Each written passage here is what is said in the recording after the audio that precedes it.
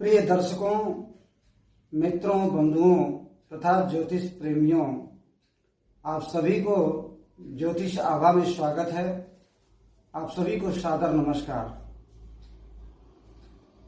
आज मैं शुक्र ग्रह से संबंधित चर्चा करने के लिए आपके समक्ष उपस्थित हुआ हूं। ऐसा ग्रह जो सुंदरता का प्रतीक हो, ऐसा ग्रह जो यौवन का प्रतीक हो, ऐसा ग्रह जो दैत्यगुरु हो लेकिन ज्योतिष में अत्यंत शुभ ग्रह माना जाता हो, वह है शुक्र। भगवान भोलेनाथ ने शुक्र को यह वरदान दिया है कि सांसारिक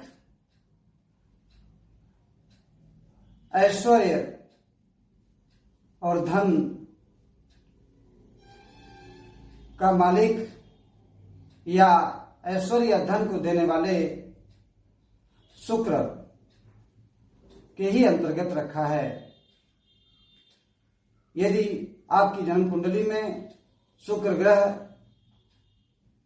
यदि केंद्र में या त्रिकोण में अच्छी स्थिति में पड़ जाए, स्वगृह होकर के या उच्च का होकर के, और उस पर और किसी शुभ ग्रह की दृष्टि पड़ रही हो, तो आपको भूमि भवन वाहन यूं स्त्री सुख यूं हर प्रकार की सांसारिक लग्जरी आपको प्रदान करा देंगे। हाँ, लेकिन लग्न शुक्र के मित्र का होना चाहिए। शुक्र आपकी कुंडली में कारक होकर के होना चाहिए। और कभी कभी देखा जाता है शुक्र नीच अवस्था में होते हैं तो लोग देखकर घबरा जाते हैं। ऐसी कोई बात नहीं है।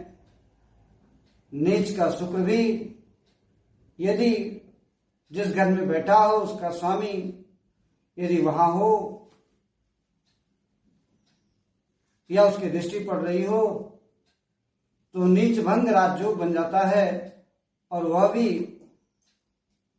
प्रारंभिक स्टेज में तो नहीं, लेकिन मेहनत करते हुए और कुछ काल के बाद धीरे धीरे अपने पराक्रम से वह धनी हो जाता है, समृद्ध हो जाता है, उसे भी लग्जरी प्राप्त होते हैं। और शुक्र यदि केतु के साथ संबंध बना ले मेष की कुंडली में, तो वैवाहिक जीवन में उठापटक आने लगता है।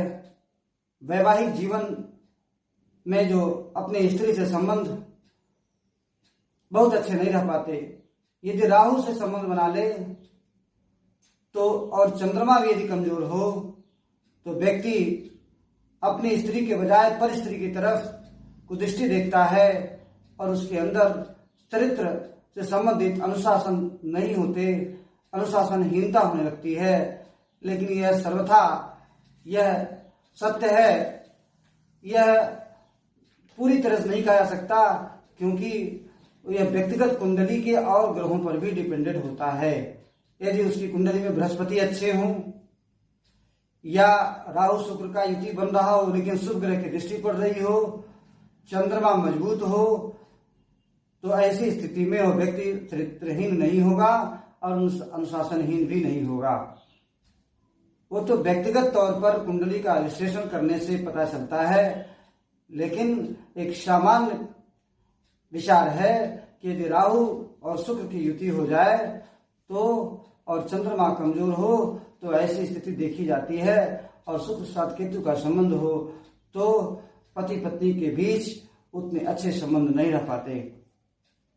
लेकिन हम सकारात्मकता की तरफ बात कर लेते हैं कि यदि आपको ऐश्वर्य, धन, संपदा इत्यादि चाहिए तो आपको शुक्र को मजबूत रखना होगा। यदि शुक्र आपका पीड़ित हो तो आपको ओम द्रांग द्रीं द्रौं श शुक्राय नमः इस मंत्र का 108 बार यानी कि 1 माला प्रतिदिन जप करें। और माँ दुर्गा का एक मंत्र है जो बहुत ही फेमस है, ओम जयंती मंगला काली भद्रकाली कपालिनी दुर्गा क्षमा शिवा धात्री स्वाहा स्वाहा नमोस्तुते। ये माता जी का मंत्र है और इस मंत्र में इतनी ताकत है कि अगर माँ दुर्गा का ध्यान करते हुए इस मंत्र का जप प्रतिदिन करते हैं तो शुक्र की समस्या, शुक्र से संबंधित उत्पन्न पीड़ा वो अपने आप स्वतः समाप्त होने लगता है। और अधिक बात तो ये है कि शुक्र ग्रह को हम सही रखने के लिए यदि अपनी पत्नी है तो यदि उसके साथ अच्छा व्यवहार करें, यदि उसको सम्मान दें तो शुक्र अपने आप धीरे धीरे सही होने लगता है। यदि आपके शुक्र अच्छे हैं तो आपको डायबिटीज जैसी बीमारी, यदि आपके और पापक ग्रह यदि आपके खराब भाव में नहीं है और शुक्र अच्छी स्थिति में है तो डायबिटीज जैसी बीमारियां आपको नहीं होंगी। तो शुक्र आपको अच्छा परिणाम दे, सांसारिक सुख ऐश्वर्य आपको प्रदान करे। इसी के साथ मैं अपने वाणी को विराम देता हूँ। धन्यवाद।